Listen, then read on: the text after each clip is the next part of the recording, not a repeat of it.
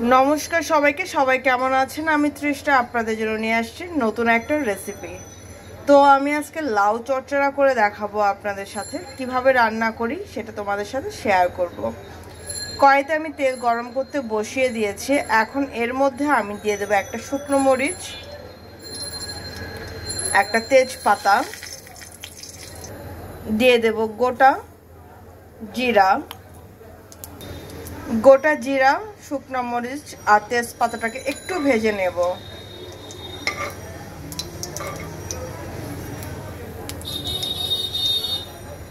যখন জিরা, তেজপাতা আর শুকনো মরিচটা একটু ভাজা হয়ে যাবে, এর মধ্যে আমি দিয়ে দেব কুচি করা পেঁয়াজ। এই আমি দিয়ে দিলাম। পেঁয়াজটা দেওয়ার পর দিয়ে দেব কাঁচা মরিচ। এবার একটু ভেজে নেব পেঁয়াজটাকে। তো পেঁয়াজটা আগে একটু ভাজি, তারপর তোমাদের সাথে শেয়ার করছি এরপরে আমি কি দিয়ে কি রান্না করি।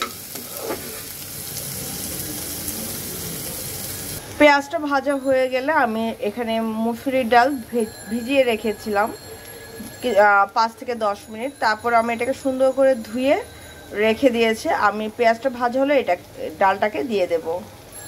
পেঁয়াজটা দেখো খুব সুন্দর মতন আমার ভাজা হয়ে গেছে। এখন আমি এর মধ্যে দিয়ে দেব মুসুরির ডাল।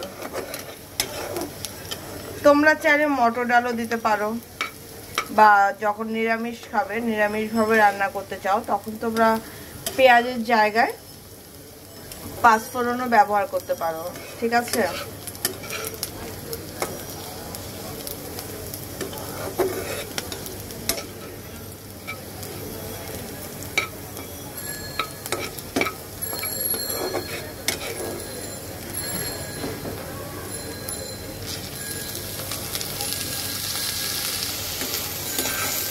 ডালটাকে আমি একটু সুন্দর করে ভেজে নেব।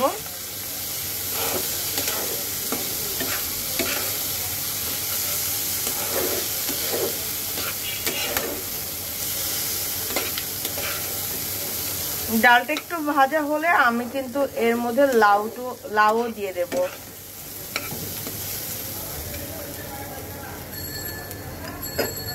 এই দেখো, লাউটা কিন্তু আমি সুন্দর করে ঝুরি ঝুরি করে কেটে নিয়েছি। লাউটা ধুয়ে পরিষ্কার করে রাখা আছে। আমি এখন এর মধ্যে এক এক করে মশলাগুলো দিয়ে দেব। প্রথমে হলুদ গুঁড়া, দিয়ে দেব ধনে গুঁড়া। এবার আমি আবার এটাকে মিক্সড করব।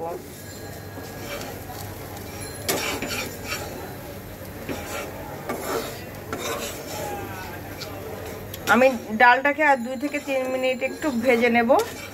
ভাজা হলে আমি এর মধ্যে দিয়ে দেব লাউ কুচিগুলো।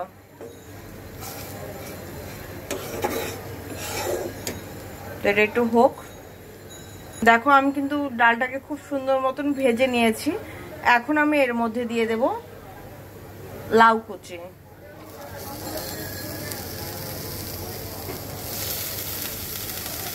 দেখো, লাউটা দিয়ে দিয়েছে। আমি এখন এবার নেড়ে দেব। এটাকে কিন্তু খুব সুন্দর করে কষাতে হবে।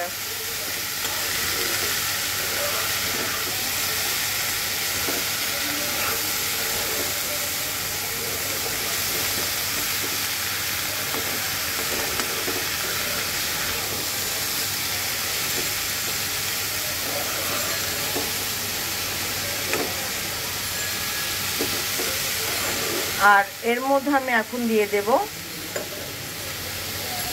লবণ, যেটা না দিলে তরকারি যতই ভালো করে রান্না করো, যতই কষিয়ে রান্না করো না, কিন্তু খাবার কিন্তু খেতে স্বাদ হবে না। ঠিক আছে, তো আমি এখন এর মধ্যে লবণ দিয়ে দেব। এই আমি দিয়ে দিলাম স্বাদ অনুযায়ী লবণ। লবণটা দেওয়ার পর আমি আবার একটু নেড়ে দেব, যেন লবণটা সব দিকে মিক্সড হয়। আর যারা যারা আমার ভিডিওটি দেখছো, প্লিজ দেখার পর একটা লাইক বাটনে লাইক করে দিও। আর যারা যারা সাবস্ক্রাইব করেন, প্লিজ সাবস্ক্রাইব করে দিও। ইটস মাই হাম্বল রিকোয়েস্ট তোমাদের কাছে। আমার কিন্তু একটা ফেসবুক পেজ আছে, যার নাম হচ্ছে আমি সেই মেয়ে তৃষ্ণা। আশা করছি তোমরা যারা আমাকে ভালোবাসো, তারা অবশ্যই আমার পেজটাকে ফলো করে দেবে। ঠিক আছে, তোমাদের কাছে এতটুকু রিকোয়েস্ট তো আমি করতেই পারো, তাই না বলো? আর প্লিজ প্লিজ তোমাদের কাছে পুরো ভিডিওটা টেনে না দেখে পুরো ভিডিওটা দেখো, আমার জন্য অনেক হেল্পফুল হবে, ঠিক আছে? তো যাই হোক, আমি অনেক সুন্দর করে মিক্সড করে দিলাম। এখন এটা হতে থাকবে। আমি এখন এটাকে ঢেকে দেব 5 মিনিটের জন্য। আর 5 মিনিটের মধ্যে আমি এটাকে 2-1 বার নেড়ে দিব, ঠিক আছে? দেখো আমার কিন্তু খুব সুন্দর মতন কষানো হয়ে গেছে। এখন আমি এর মধ্যে দিয়ে দেব হালকা একটু জল। জিনিসটা কিন্তু মাখা মাখা হবে, খুব বেশি জল দেব না, কারণ অলরেডি আমার কিন্তু মসুরির ডালটা দেখো ভাজতে ভাজতেই কিন্তু সেদ্ধ হয়ে গেছে। তোমরা প্লিজ একবার হলো এভাবে আমার মতন করে রান্না করে দেখো, ট্রাস্ট মি, খুব ভালো লাগবে। সকালের নাস্তায় তোমরা খেতে পারো, রুটির সাথে খুব ভালো লাগবে। আমি এখন এটাকে ঠিক এইভাবেই রেখে দেব মিনিমাম 5 থেকে 6 মিনিটের জন্য।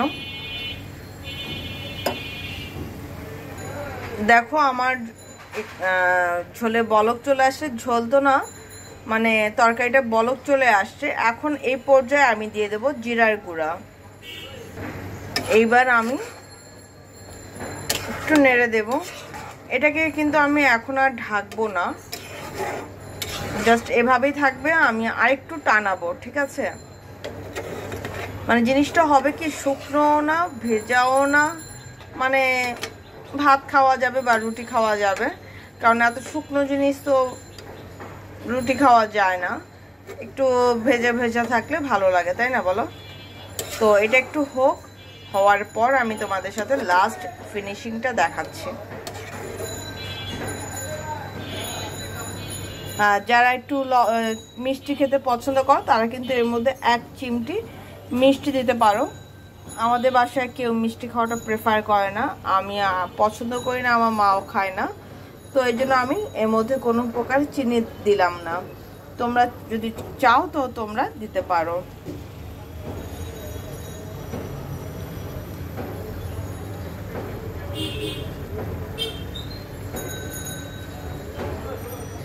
দেখো আমার কিন্তু